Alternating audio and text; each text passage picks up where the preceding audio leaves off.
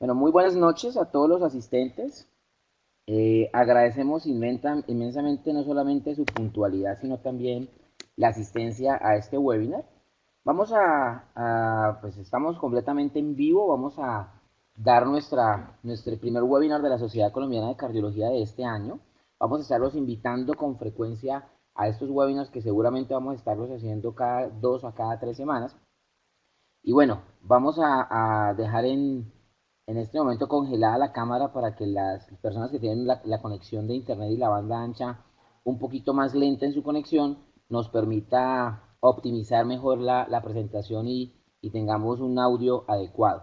Al final ustedes ven en el lado inferior izquierdo, van a observar una casilla de preguntas y respuestas. Ahí pueden hacer sus preguntas cuando finalicemos la conferencia. Así que voy a minimizar, voy a en este momento a congelar la cámara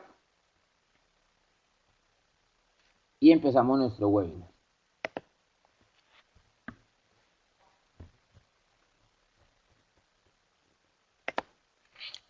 Bueno, muy bien, vamos a comenzar entonces nuestro primer webinar de la Sociedad Colombiana de Cardiología de este año, hablando sobre el riesgo cardiovascular en el paciente diabético. Sin embargo, este no es una conferencia aislada, este es un curso entero de 3 módulos. Hoy vamos a hablar de nuestro primer módulo, que es la fisiopatología y por qué es tan frecuente el riesgo cardiovascular en el paciente diabético.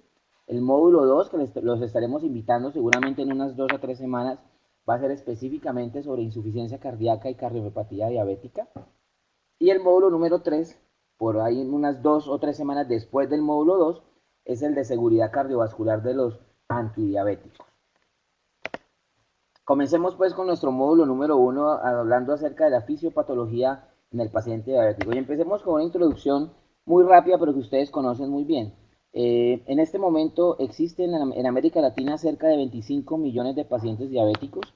Para nuestra región la prevalencia es cerca del 8.1%, pero el estimado es que para el 2035 en América Latina vamos a tener cerca de 55 millones de pacientes diabéticos. Si miramos los países con mayor cantidad de pacientes con diabetes, obviamente por la población total de estos países, vemos como Brasil, Colombia y Argentina lideran la cantidad de pacientes diabéticos, pero si miramos por prevalencia, vemos como países como Puerto Rico, Nicaragua, República Dominicana y Guatemala tienen una prevalencia absolutamente alta por encima del 10%. Y esto va a seguir afectándose seguramente en sentido cada vez peor en los próximos años, puesto que los factores de riesgo que están explicando la aparición de nuevos casos de diabetes están haciendo que la prevalencia cada vez sea más alta en todos nuestros países. Ahora, normalmente se ha estimado que cada 7 segundos una persona fallece por diabetes en el mundo. De ahí sale la famosa cifra de que cerca de 5 millones de pacientes fallecieron en el 2014 por diabetes y hasta el 55% de esos pacientes van a fallecer por una causa cardiocerebrovascular. De ese 55%, la principal causa, más del 35%, va a ser por enfermedad isquémica coronaria, alrededor de un 7 a 10% por enfermedad cerebrovascular y el resto por otra patología cardiovascular donde la insuficiencia cardíaca toma un papel absolutamente importante. Entonces esa relación que existe entre diabetes y enfermedad cardiovascular la conocemos hace mucho tiempo. Ya desde la década de los 70 la cohorte de Framingham nos había reportado cómo el hecho de ser diabético aumentaba en 2 a 3 veces la posibilidad de tener complicaciones en complicaciones ateroscleróticas, en múltiples lechos vasculares. Y ya conocíamos cómo la prevalencia de diabetes entre los pacientes que habían tenido un evento coronario agudo era cerca de 3 veces la prevalencia en la población general, especialmente en mujeres. Y ya esa relación, digamos, sí ha existido y la conocemos y la tenemos claramente identificada. Ahora, cuando miramos este famoso estudio de finales de la década de los 90, el estudio del doctor Hafner, eh, les digo que famoso porque de aquí surge el concepto del equivalente coronario. De aquí surge el concepto de que ser diabético es tan delicado o tan severo desde el punto de vista del factor de riesgo como como haber tenido enfermedad coronaria. A este lado, a la izquierda de la línea punteada, vemos lo que ocurre con pacientes que no tienen enfermedad coronaria y están divididos entre los que no son diabéticos y los que son diabéticos.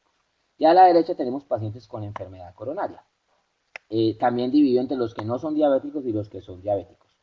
Si ustedes evalúan la prevalencia de las complicaciones, tanto infarto agudo de miocardio, ataque cerebrovascular o muerte de causa cardiovascular entre los diabéticos que no tienen enfermedad coronaria, fíjense que es prácticamente la misma prevalencia que los que no son diabéticos pero tienen enfermedad coronaria. Estos dos cuadros son prácticamente iguales las barras en toda su extensión. Y ahí entonces surge el famoso concepto que ser diabético es equivalente a tener enfermedad coronaria previa. Este estudio de Hafner fue muy criticado posteriormente. Muchos grupos dijeron que definitivamente eso no era cierto, que la prevalencia, digamos, desde el punto de vista del riesgo era mucho más alta en los pacientes que tenían enfermedad coronaria previa. Y finalmente fue un estudio observacional de no muchos pacientes y durante un periodo de tiempo solamente de 7 años. Sin embargo, cuando miramos datos mucho más recientes, información mucho más reciente, como este estudio publicado en JAMA hace 2 años, donde se evalúa la mortalidad por todas las causas, miren lo interesante. En la parte inferior, permítame les muestro aquí con el cursor, en la parte inferior es el paciente que no tiene ningún factor de riesgo. Ni se ha infartado, ni ha tenido ACV, ni ha tenido diabetes, no tiene absolutamente nada.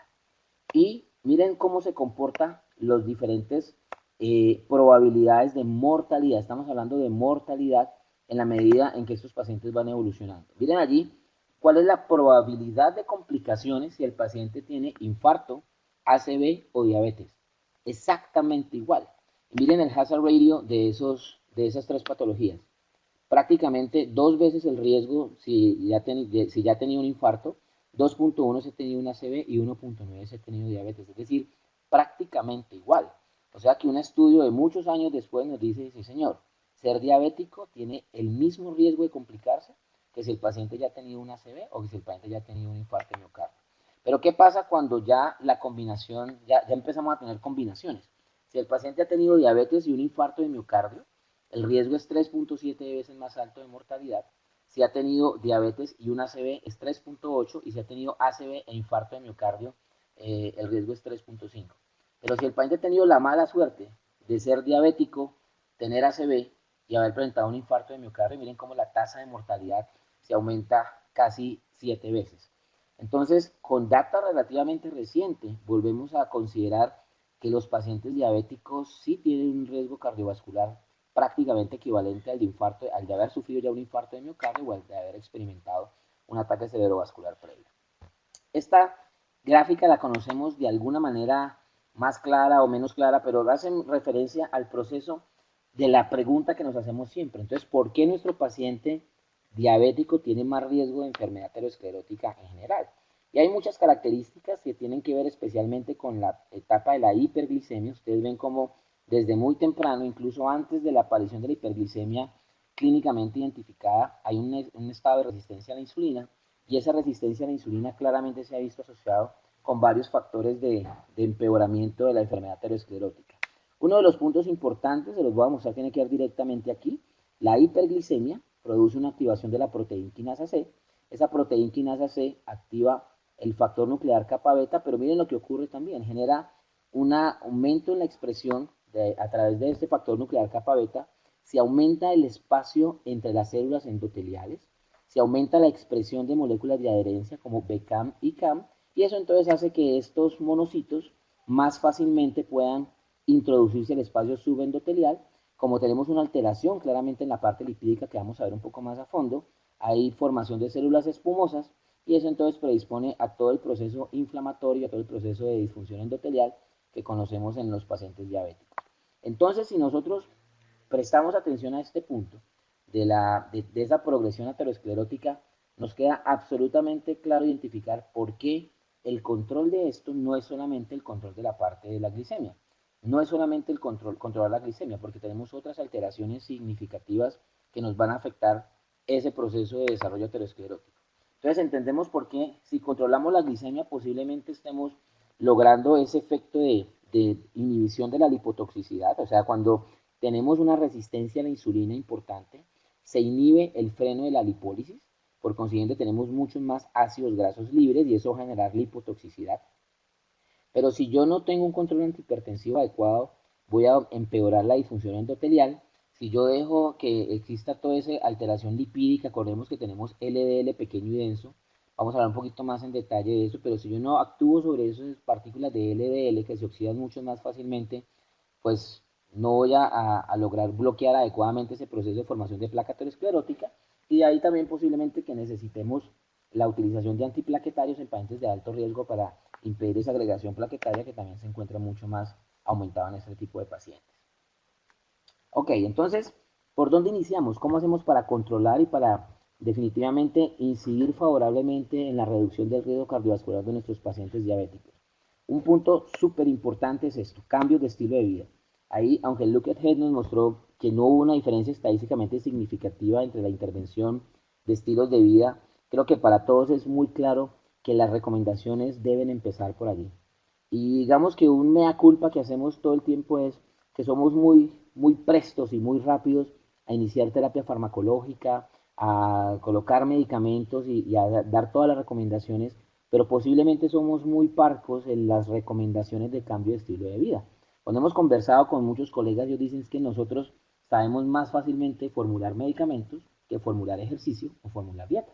Y eso es muy cierto. Si nosotros no sabemos y no estimulamos en el paciente, deberíamos tomarnos el tiempo suficiente para antes de la formulación y antes de los medicamentos, que obviamente son importantes, hacerle al paciente mucho énfasis en los cambios de estilo de vida. Perdón.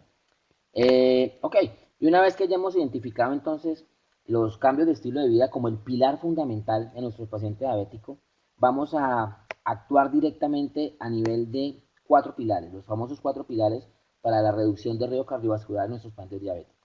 Empecemos con el control estricto de la glicemia. Si bien es cierto que no hay una correlación estricta entre los valores de glicemia y el riesgo de enfermedad cardiovascular, algunos estudios previos sí la mostraban con mucha facilidad, especialmente en mujeres. Es una revisión que mostraba cómo en la medida en que nuestros pacientes diabéticos están mal controlados, asimismo el riesgo de complicaciones cardiovasculares era mucho más alto.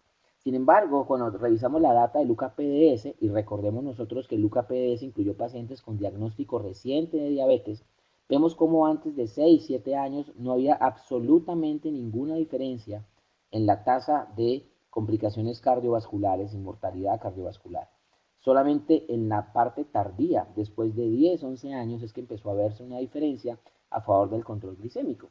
Y digamos que desde el punto de vista de la importancia del control de la glicemia, los estudios de control intensivo versus control estándar de glucosa nos dejaron muchas enseñanzas.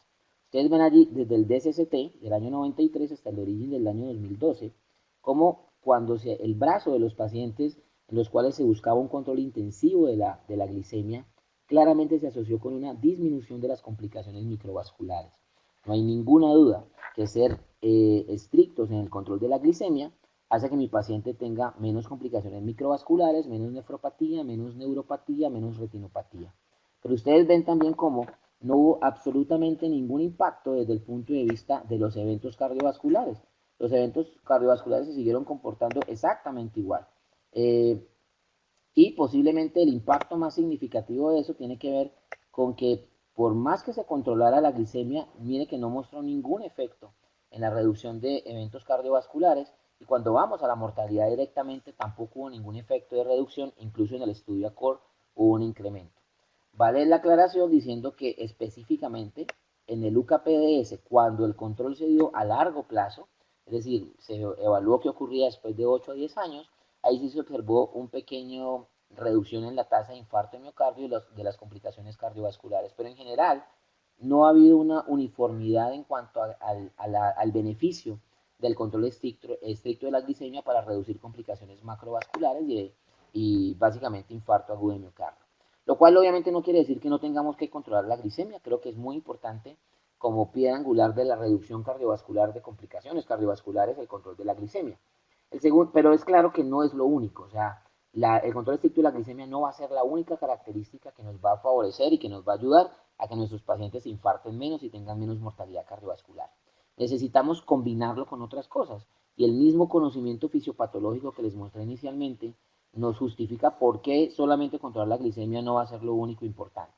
El control de la presión arterial entonces sigue siendo absolutamente clave en el control de estos pacientes, y eso es un metaanálisis reciente donde se mira el impacto que tiene la reducción de la presión arterial 10 milímetros de mercurio en la presión sistólica sobre la mortalidad y sobre otros desenlaces macro y microvasculares.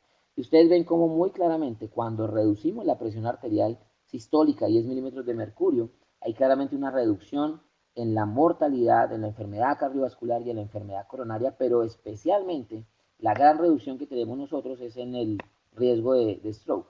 El riesgo de ACV se afecta favorablemente de manera significativa cuando somos agresivos en el control de la presión arterial. Y eso es importante porque nos implica un siguiente componente, y es que si tenemos pacientes diabéticos hipertensos, debemos ser muy prestos al control de la presión arterial y ya la utilización del medicamento, pues hay también discusiones, pero seguramente la utilización de un medicamento que module el sistema renina-angiotensina-aldosterona, como los inhibidores de la ECA en primer lugar, y si no hay como alternativa los antagonistas de los receptores de angiotensina 2, puede ser posiblemente los medicamentos que desde el punto de vista de protección renal ofrezcan la mejor combinación en el beneficio, es decir, bajan la presión al mismo tiempo de que generan una protección a nivel renal. Entonces las recomendaciones, y estas son las guías europeas del manejo de prediabetes, diabetes y enfermedad cardiovascular, recomienda el control de la presión buscando cifras por debajo de 140-85. La mayoría de las guías en nivel, digamos, en general, coinciden en la meta de presión sistólica, hay que tener la sistólica por debajo de 140. En la diastólica hay un poquito más de diferencia, posiblemente unos hablan de tenerla por debajo de 90 milímetros de mercurio, las guías europeas hablan de tenerla por debajo de 85, y algunas recomendaciones específicamente de la ADA sugieren que si tienes un paciente más joven en edad o más joven en evolución de su diabetes, es decir, con diabetes de poca data desde el momento del diagnóstico, debemos intentar ir un poquito más allá y mantener cifras de presión arterial sistólica alrededor de 130 o 135, y que posiblemente esa es una buena meta para un paciente joven. Si el paciente tiene una diabetes de más larga data de evolución o es un paciente anciano, con tenerlo por debajo de 140 es suficiente. Y lo mismo en la presión diastólica en el paciente joven, posiblemente sea aconsejable tenerlo alrededor de 80 milímetros de mercurio o un poco menos. Desde el punto de vista del qué tipo de antihipertensivo utilizar, se recomienda un bloqueador del sistema renina-angiotensina-aldosterona, y claramente no se recomienda la combinación de este tipo de medicamentos. Combinar inhibidor de ECA con un ARA2. Claramente no es una recomendación. ¿Qué tenemos desde el punto de vista de los antitrombóticos? Entonces, de los antitrombóticos se volvió rutina la utilización de aspirina prácticamente en todo paciente diabético por el solo hecho de ser diabético. Y hay un metaanálisis que nos evalúa los diferentes estudios y ahí vemos los resultados para muerte de causa cardiovascular, vemos la mortalidad por todas las causas y miren, por ejemplo, el combinado de estos estudios nos muestra que no hay ninguna diferencia estadísticamente significativa en la muerte de causa cardiovascular, no hay ninguna diferencia estadísticamente significativa en la mortalidad por cualquier causa, y cuando miramos otros como eventos cardiovasculares mayores, tampoco hay diferencia significativa, ni tampoco hay diferencia significativa en el riesgo de infarto de miocardio. Por consiguiente, pudiéramos decir que el paciente diabético, solamente por ser diabético, no amerita recibir tratamiento antiplaquetario, específicamente aspirina. Sin embargo, ya sabemos cómo los pacientes diabéticos, bueno, ahí hay un tema de discusión también porque mucha gente puede decir, mire, es que el diabético solamente no importa nada más, el diabético ya es un paciente de alto riesgo, pero siempre se han intentado, digamos, estratificar dentro del grupo de pacientes diabéticos cuáles tienen un riesgo bajo, intermedio y alto. Y la recomendación hoy en día es que si tienes un paciente diabético común y corriente, pero logras identificar que tiene bajo riesgo, no tiene microalbuminuria, tiene hemoglobina glicosilada muy bien controlada, tiene menos de 10 años de evolución de su diabetes y no tiene ningún compromiso a nivel de órgano blanco, ese paciente posiblemente sea un diabético de bajo riesgo y en ese paciente per se no tiene ninguna indicación la utilización de aspirina. Si es un paciente diabético de alto riesgo, ya tiene más larga data o tiene microalbuminuria, ese paciente es de alto riesgo y puede considerarse una recomendación clase 2B la utilización de aspirina. No hay ninguna duda que si el paciente diabético ya ha tenido enfermedad coronaria o ha sido revascularizado o tiene una enfermedad cardiovascular importante, pues sí debe recibir aspirina en dosis de 75 a 160 miligramos. Nosotros tenemos la de 81, los 100 miligramos, que es lo rutinario que nosotros manejamos normalmente. Muy bien, ¿y qué tenemos desde el punto de vista del manejo del paciente con el control lipídico? Aquí nos podemos detener un poquito más porque la evidencia es muy clara. El paciente diabético tiene un componente lipídico que lo hace muy particular. Acuérdense que el paciente, la famosa dislipidemia heterogénica del paciente diabético, tiene que ver con que tienen niveles de LDL total muy normales o relativamente normales, no tienen niveles elevados de LDL, tienen niveles de HDL reducidos y tienen niveles de triglicéridos elevados. ¿Cómo podemos explicar esto? Y vamos a mirarlo acá. ¿Cuál es la diferencia entre el LDL normal y el LDL pequeño y denso? Ustedes ven allí dos pacientes, uno a la izquierda en la bandeja a la izquierda y uno en la bandeja a la derecha, y los dos pacientes tienen un LDL de 130. El que nosotros medimos de colesterol LDL en el laboratorio, ambos nos reportan LDL de 130. Pero resulta que el paciente de la izquierda tiene un patrón de LDL grande. Acuérdense que el problema del LDL no es la molécula como tal, sino la apolipoproteína, que es la fracción aterosclerótica como tal. Y si ustedes ven en el paciente de la izquierda, que tiene 6 bolitas, 6 moléculas de LDL, pues tiene 6 moléculas de ApoB, mientras que el paciente de la derecha, la cantidad de colesterol total LDL es exactamente la misma, por eso me da un valor de 130, pero no lo tiene a expensas de un colesterol grande, que es el patrón A, sino que lo tiene a expensas de un colesterol LDL pequeño y denso. Si ustedes ven, tiene 12 moléculas, la cantidad de LDL es exactamente la misma a los dos lados, pero la cantidad de apolipoproteína B es mucho más alta en el paciente de la derecha. Tiene más fracciones de ApoB que son las ateroscleróticas. En otras palabras, estos dos pacientes tienen LDL de 130, pero el de la derecha tiene mucho más riesgo aterosclerótico que el paciente de la izquierda. Y eso es una característica de los pacientes diabéticos. Tienen un nivel de LDL relativamente normal o discretamente elevado, pero lo hacen a expensas de LDL pequeño y denso, y ese tiene un riesgo aterosclerótico mucho más alto. ¿Cuál es el problema del LDL pequeño y denso? El principal problema es que el receptor para LDL no lo reconoce adecuadamente. Entonces, ese receptor a nivel hepático, que es el que va a interiorizar la molécula de LDL, no lo reconoce. Y eso hace que el LDL va a estar mucho más tiempo en plasma, por consiguiente va a entrar mucho más fácilmente al espacio subendotelial a través de la pared arterial, se une mucho más fuertemente a los glicosaminoglicales, y la característica de ese LDL pequeño y denso es que tiene la capacidad de oxidarse mucho más fácilmente. Por consiguiente, la oxidación de ese LDL pequeño y denso lleva mucho más fácilmente a la formación de células espumosas, y eso significa cambios inflamatorios y disfunción endotelial. Y ese es el problema de tener el LDL pequeño y denso aumentado, y no el LDL, no importa la cantidad, sino específicamente esa porción. Ahora, simplemente para recordar, ¿y por qué hay disminución de HDL y por qué hay aumento de los triglicéridos? Acuérdense que el problema fundamental en el paciente diabético con la resistencia a la insulina es que está produciendo muchos ácidos grasos libres. Además, más del 70% de los pacientes diabéticos tipo 2 tienen obesidad o sobrepeso y tienen mucha producción de ácido graso libre. Esos ácidos grasos libres entran al hígado, y el hígado, la única manera de poderlos sacar del hígado es en forma de lipoproteínas de muy baja densidad, y esas son muy cargadas en triglicéridos, y esa es la forma o esa es la razón por la cual tenemos triglicéridos elevados. Significa VLDL alto y significa niveles altos de triglicéridos. Ahora, esas moléculas de VLDL, a través de la proteína transportadora de ésteres de colesterol, interactúa con el LDL, y lo que hace es entregarle mucho triglicérido y recoger parte del contenido de colesterol, y por eso el LDL se va volviendo mucho más pequeñito porque pierde el contenido de colesterol, pero se vuelve muy denso en su cantidad. Algo parecido pasa con el HDL, interactúa también a través de la misma proteína transportadora de ésteres de colesterol, interactúa con la molécula de VLDL, el VLDL le entrega muchos triglicéridos a la molécula de HDL, y ese HDL cargado en triglicéridos le ocurre un cambio transformacional en la molécula como tal, se elimina muy fácilmente a nivel renal, y entonces ese HDL, que en condiciones normales no se excreta abundantemente por vía renal, ahora por ese cambio en la configuración debido a que tiene muchos triglicéridos, se elimina muy fácilmente por vía renal, y eso hace que los niveles de HDL entonces disminuyan. Y esos son los tres componentes de la tríada heterogénica del paciente diabético: VLDL alto, o sea, triglicéridos elevados; colesterol LDL relativamente normal o un poquito aumentado, pero a expensas del LDL pequeño y denso, que ya vimos el problema que genera; y niveles de HDL en general un poquito bajos.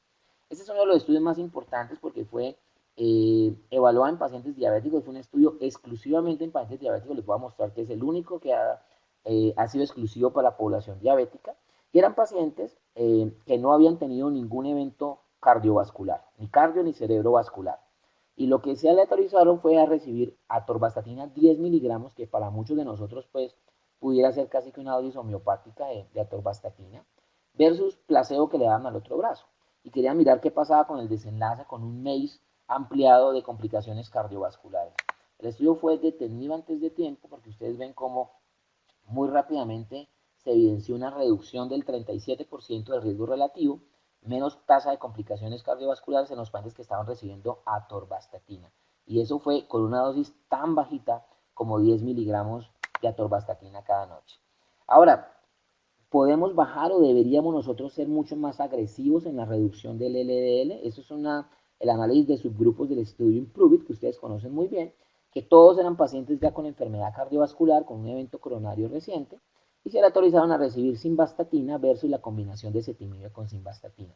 Lo interesante del IMPROVE-IT es que los pacientes que estaban en el brazo de simvastatina tuvieron un LDL promedio de 69.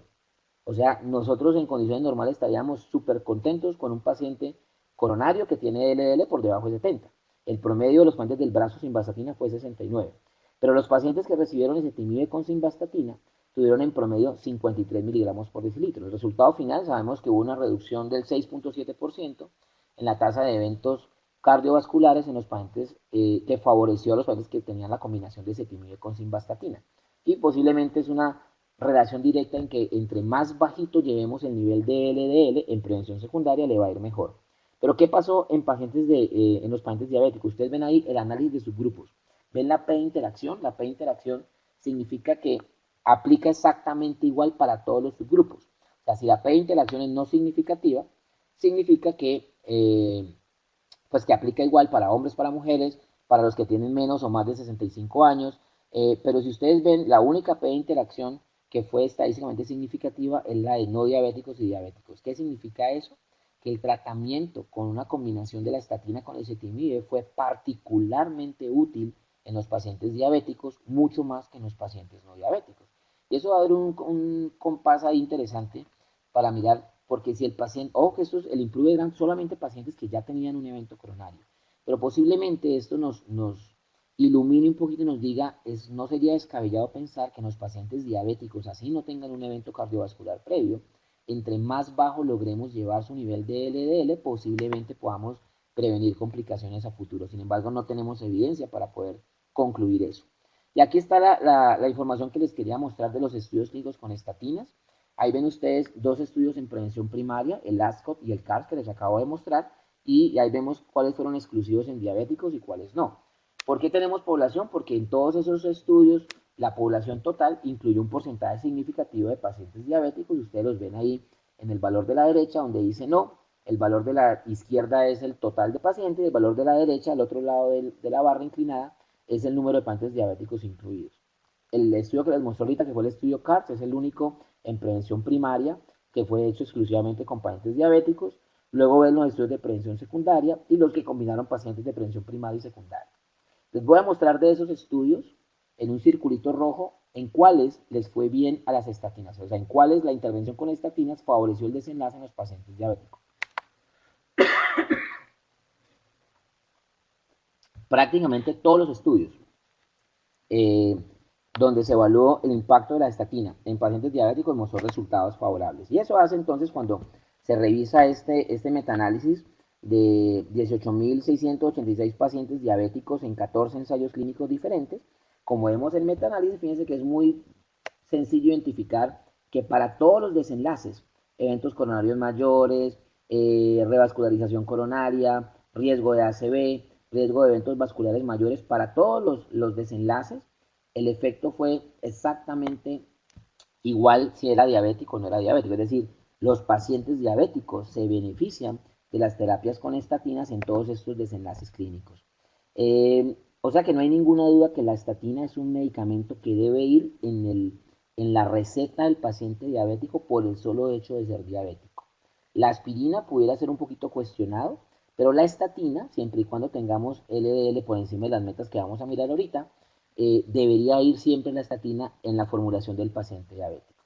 Ok, pero el riesgo residual de los pacientes diabéticos sigue siendo alto. Y todos sabemos que Si hablamos que la dislipidemia heterogénica del diabético se caracteriza, entre otras cosas, por tener niveles altos de triglicéridos, ¿por qué no utilizamos entonces una terapia de combinación? Listo, démosle la estatina para mirar cómo le va al paciente desde el punto de vista de su LDL, que todavía sigue siendo el desenlace más importante en términos generales, a pesar de toda la discusión. Pero ¿qué pasa si le ponemos un fibrato también? Y esa pregunta de investigación se analizó en el estudio ACORD, en el subbrazo de la parte lipídica. ¿Cuáles fueron los resultados del estudio ACORD? Esos son los resultados desde el punto de vista de los desenlaces metabólicos. En los pacientes que recibieron fenofibrato, hubo mayor reducción del colesterol total, no hubo diferencias en LDL, que era algo esperado, pues el fibrato no ayuda mucho a la reducción adicional de LDL, hubo un incremento en los niveles de HDL y claramente hubo una reducción significativa en los niveles de triglicéridos en los pacientes que recibieron fenofibrato. Pero ¿cuál fue el impacto clínico de esos resultados? Absolutamente ninguno. Si ustedes ven todos los desenlaces que están allí evaluados desde el punto de vista clínico, el desenlace primario no hubo diferencias por recibir fenofibrato, el desenlace macrovascular expandido no tuvo ninguna diferencia, no hubo ninguna diferencia en la mortalidad de cualquier causa ni en la mortalidad de causa cardiovascular. Es decir, desde el punto de vista clínico, adicionarle el fibrato, en este caso fenofibrato, a los pacientes diabéticos no impactó absolutamente para nada. Pero se evaluaron desde el punto de vista de quintiles y se cogió toda la población y se evaluó específicamente con niveles de HDL y con niveles de triglicéridos y se encontró un subgrupo de pacientes, o sea, está claro, el desenlace primario no sirvió y ese es para ese desenlace fue hecho el estudio. Pero cuando uno empieza a analizar subgrupos y se evalúa el quintil significativo, se encontró que los pacientes que tenían triglicéridos por encima, mayor o igual a 204 y ahí es muy importante porque no es O, es y además tenían HDL menor o igual a 34 miligramos por decilitro, sí hubo un efecto significativo en reducción de desenlaces cardiovasculares en los pacientes que recibieron fenofibrato. Entonces, para efectos prácticos, si tendemos un paciente, esto también es cuestionado, ¿no? Acuérdense que el estudio, el desenlace primario para el cual fue hecho el estudio no se alcanzó. Y eso es un análisis de subgrupos. En el subgrupito de pacientes diabéticos que reciben estatina y que tienen además triglicéridos por encima de 200 para efectos prácticos y HDL simultáneamente por debajo de 30, la adición del ácido fenofíbrico, del fenofibrato, pudiera ser una alternativa adicional interesante para reducir las complicaciones, especialmente en ese nivel de riesgo residual que es muy alto. ¿Qué dicen las guías? Entonces se recomienda tratar con estatinas a todo paciente diabético que tenga muy alto riesgo, es decir, el diabético que ya ha tenido enfermedad cardiovascular, hay que buscar llevarlo idealmente por debajo de 70 y diríamos que entre más bajito lo podamos tener, mejor. Después de la data del Improve, no es lo mismo tenerlo en 70 que tenerlo en 55. Y ahora que vamos a tener la evidencia muy pronto de qué ocurre en el subgrupo de pacientes diabéticos con utilización de anti-PCSK9, vamos a también seguramente a conocer que el impacto de reducir el LDL cada vez hacia más bajos valores seguramente nos va a mostrar un mayor impacto de favorecimiento cardiovascular. Ahora, si el diabético no tiene enfermedad cardiovascular establecida, sí deberíamos buscar tener LDL por debajo de 100 en ese grupo de pacientes. Ahora, si ya tengo la meta de LDL, y eso es importante, cada vez se está hablando más de medir como meta secundaria, ojo, no como meta principal, aunque algunos afirman que particularmente en el paciente diabético y algunos dicen también en el renal, debería ser la meta principal. Pero hasta ahora se acepta que sea la meta secundaria después del LDL, la búsqueda de la meta de colesterol no HDL, que siempre es 30 miligramos por decilitro por encima de la meta de LDL. Es decir, si yo tengo un paciente de muy alto riesgo que quiero tener con LDL por debajo de 70, la meta de no HDL es 100, y si quiero tenerlo por debajo de 100 de LDL, la meta de no HDL es 130. ¿Cómo se calcula el colesterol no HDL? Pues simplemente es coger el colesterol total y restarle el valor de HDL.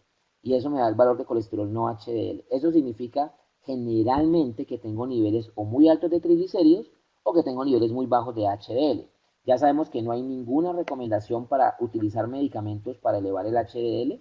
Todo el mundo quisiera tener HDL alto, pero los diferentes estudios que han demostrado que son medicamentos capaces de subir el HDL, sí, suben el número, pero no tienen ningún impacto desde el punto de vista de reducción de complicaciones cardiovasculares, por eso no se recomienda utilizar medicamentos para subir HDL.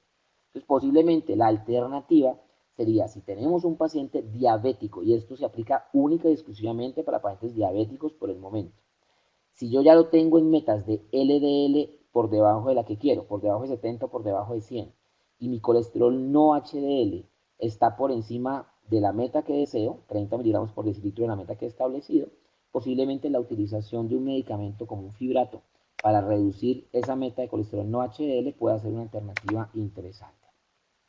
Entonces, para concluir, digamos que tenemos varias evidencias que posiblemente la reducción de la hemoglobina glicosilada, claro, es importante, pero no es lo más importante como la estrategia, digamos, fundamental para poder reducir la tasa de complicaciones macrovasculares. Ustedes ven cómo el impacto de la reducción de la presión arterial sistólica es más significativo en reducción de eventos cardiovasculares en el diabético. La reducción del nivel de colesterol LDL sigue siendo una alternativa importante. Algunos dicen que incluso bajar un milimol por litro, que es esa reducción de 39 miligramos por decilitro, tiene más impacto que la reducción de la presión arterial sistólica.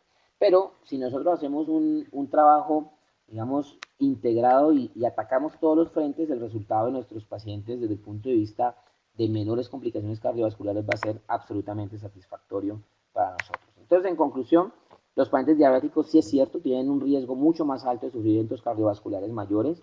Una data muy reciente nos sugiere que hoy en día no tenemos mucho soporte para decir que lo que dijo Hafner en el 98 no era cierto, que ser diabético era casi igual de grave que haber tenido un infarto ya de miocardio.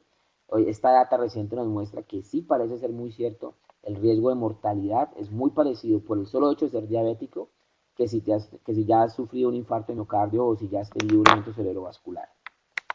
Y finalmente tenemos que tener esto muy claro.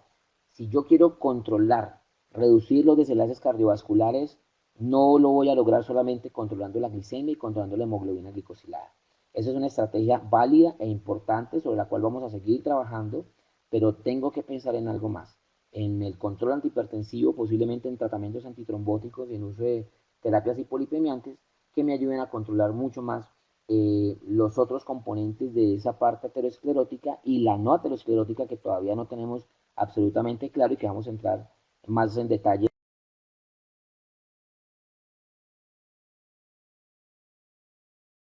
los pacientes diabéticos.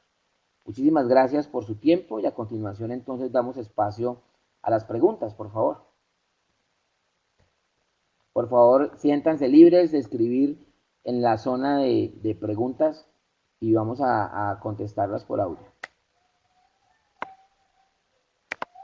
Bueno, la primera pregunta es si consideramos costo efectivo medir ApoB en los pacientes con diabetes mellitus o si tenemos alguna evidencia, digamos, estudio donde compare nuestra población metas de ApoB versus metas de LDL colesterol.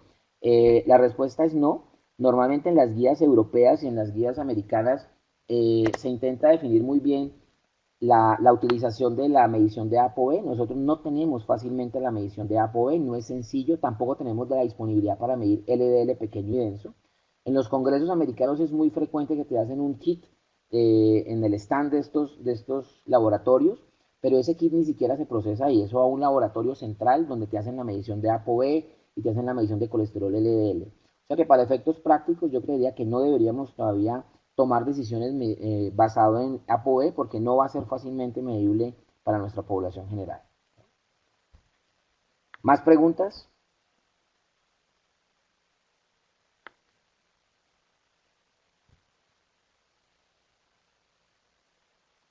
Bueno, otra pregunta, ¿qué estrategias usted utiliza en su práctica personal cuando el paciente no logra metas de LDL a pesar de estatina más manejo no farmacológico? Yo creo que hay dos grupos diferentes. El grupo que me preguntas es muy claro, dice no logra metas. Es decir, el paciente está tolerando muy bien la estatina, pero no está logrando la meta. Yo creo que en la práctica, no en mi caso, pero posiblemente lo que vemos con mucha frecuencia de pacientes que no llegan a LDL, digamos un paciente infartado que quiero llevarlo a LDL por debajo de 70, es que no se utilizan las estatinas en dosis altas como deberían utilizar. Yo me acuerdo en un congreso que estaba con el doctor Enrique Morales, mexicano, me decía, ¿y ustedes por qué hablan de dosis altas? Hablan de dosis óptimas de estatinas, porque las estatinas en los estudios que han demostrado reducción de desenlace cardiovascular no es una dosis alta, es la dosis óptima en la cual deberíamos utilizarla.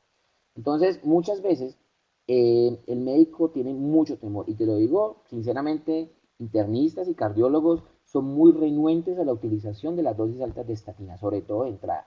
A pesar de toda la evidencia que nos muestra que si yo quiero usar atorva debería usar 80 idealmente, y si voy a usar rosu debería usar 40. Si nosotros somos juiciosos y nos ponemos la mano en el corazón, pero es que deberíamos nosotros medir todo lo que hacemos.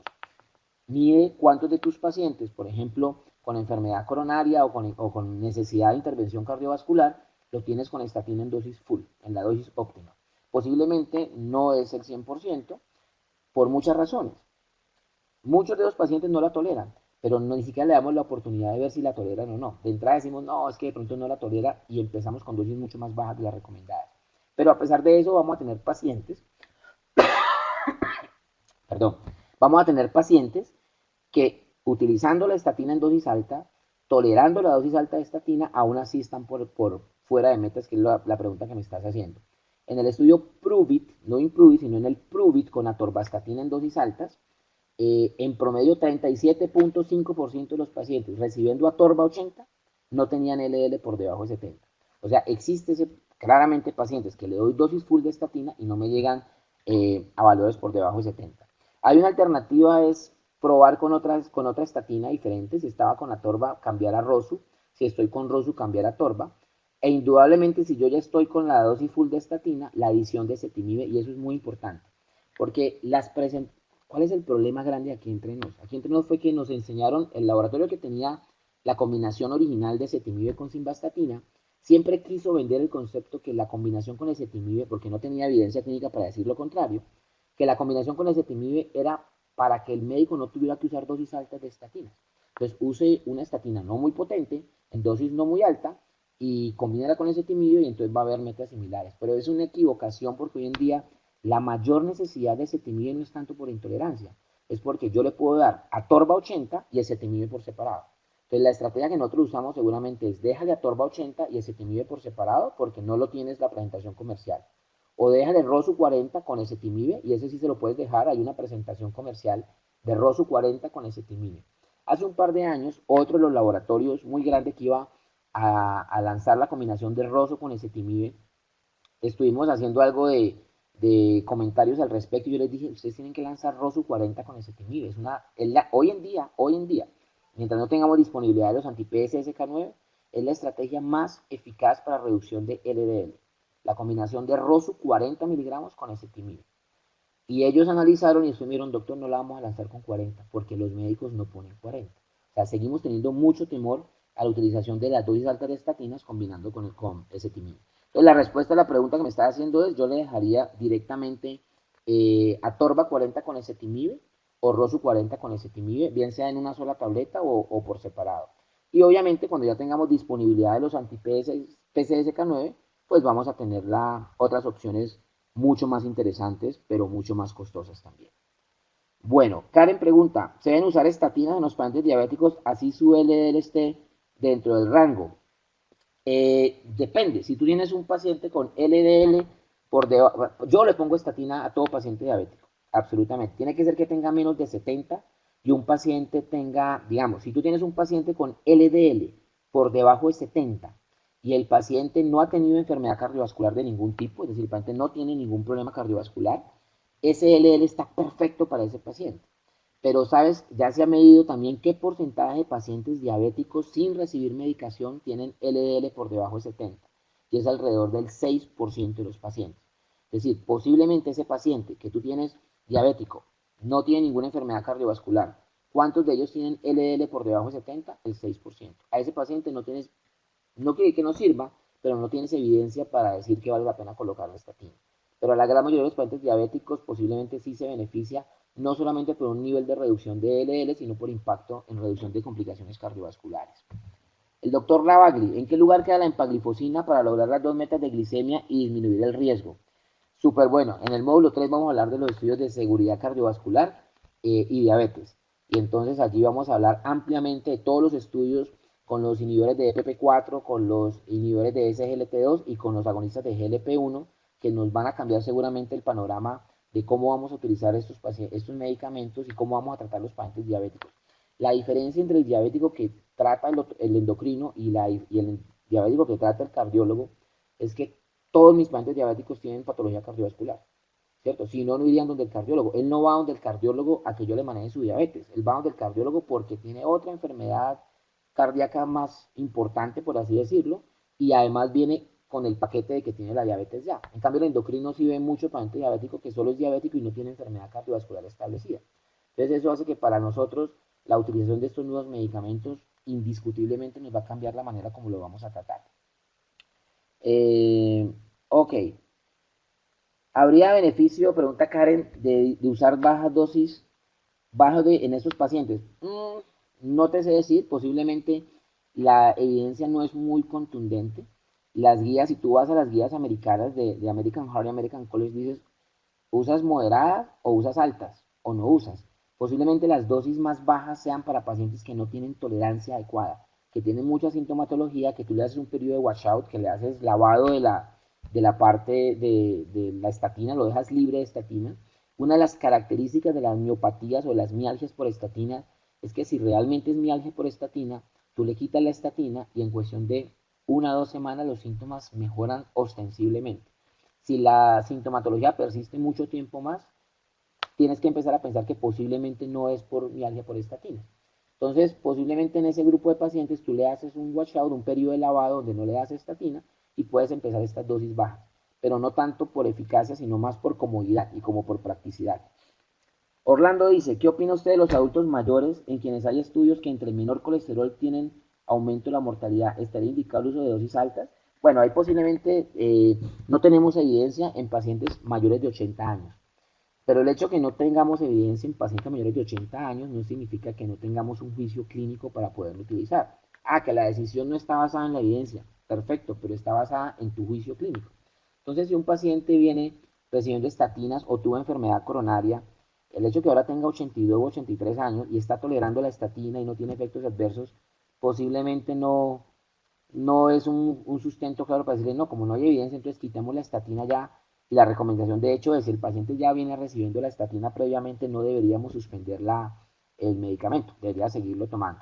Hay estudios de todo, hay estudios que demuestran disminución de la función cognitiva, que aumenta el riesgo demencial, que aumenta el riesgo de complicaciones, obviamente que aumenta el riesgo de diabetes de nuevo en dosis altas de estatina, especialmente con ROSU. Pero finalmente los desenlaces clínicos globales en general no afirman que al paciente de edad avanzada vaya a ser contraproducente la utilización de estatinas. Posiblemente en dosis altas no sea una buena opción. Y la razón es que cuando tú evalúas las características que aumentan el riesgo de hacer mialgias, y específicamente más que mialgias, miopatías, ahí sí específicamente en estos pacientes, miopatías por estatina, uno de los factores que más impacto tiene es la edad. Entre más edad, o sea, una edad más avanzada, hay mayor riesgo de complicaciones y de mialgias. Entonces, posiblemente ahí uno sí prefiere no utilizar dosis tan altas, pero no posiblemente por lo de la mortalidad como tal, ¿no? Bueno, ¿hay más preguntas?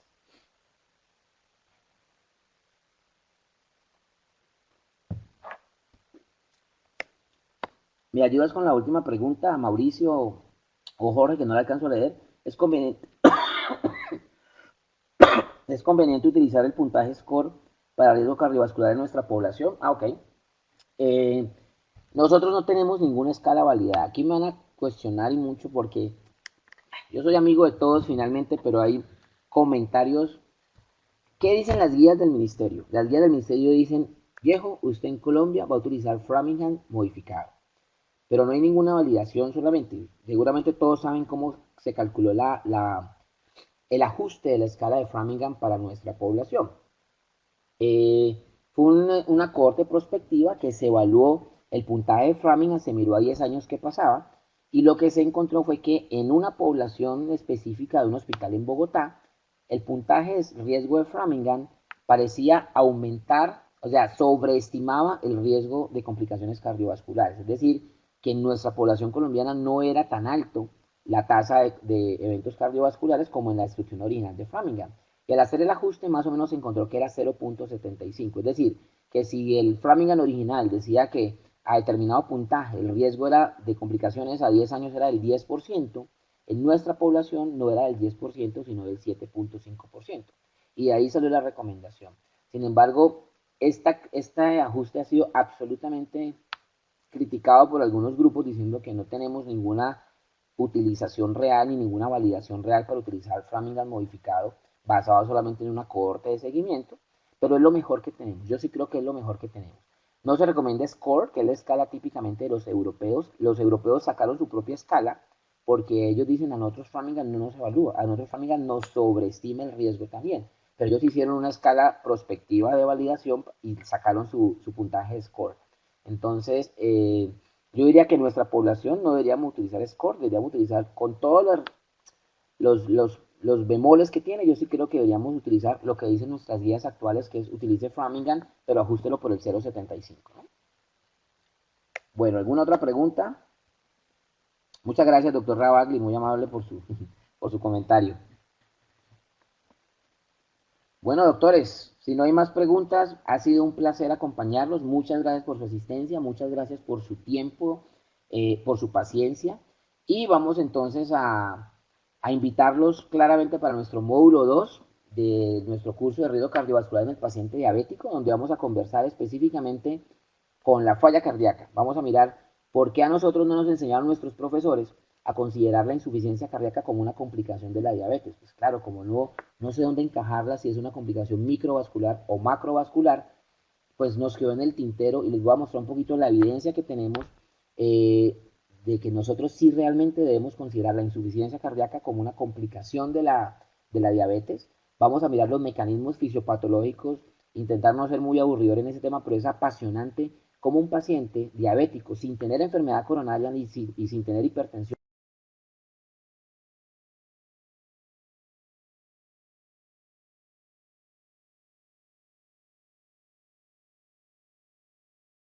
el módulo 2 del webinar de riesgo cardiovascular en el paciente diabético. Buenas noches.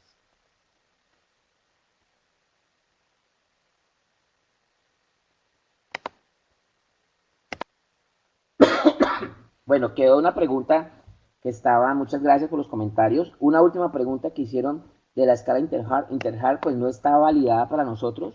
Lo que Interheart finalmente no es una escala, es una, digamos, una identificación de factores de riesgo. E Interheart Latinoamérica lo que hizo fue medir específicamente qué pasaba con nuestros pacientes en Latinoamérica. Y encontramos que muchos de los factores de riesgo que se utilizaban tradicionalmente en otros sitios no eran tan importantes en Colombia, perdón, en Latinoamérica en general, y que otros de los que se veían que eran importantes en América Latina no eran tan importantes en otros lados a nivel mundial. Básicamente el más sorprendente de todos fue la relación entre cintura-cadera. Nuestra adiposidad abdominal resulta ser un factor de riesgo mucho más importante en población latinoamericana que lo que se ve, por ejemplo, en Europa o en Estados Unidos. Posiblemente vamos yo creo que me parece interesante, me comprometo a hablar en el próximo módulo un poquito de cuál sería la manera más adecuada de valorar el riesgo cardiovascular en el paciente diabético, qué escalas tenemos y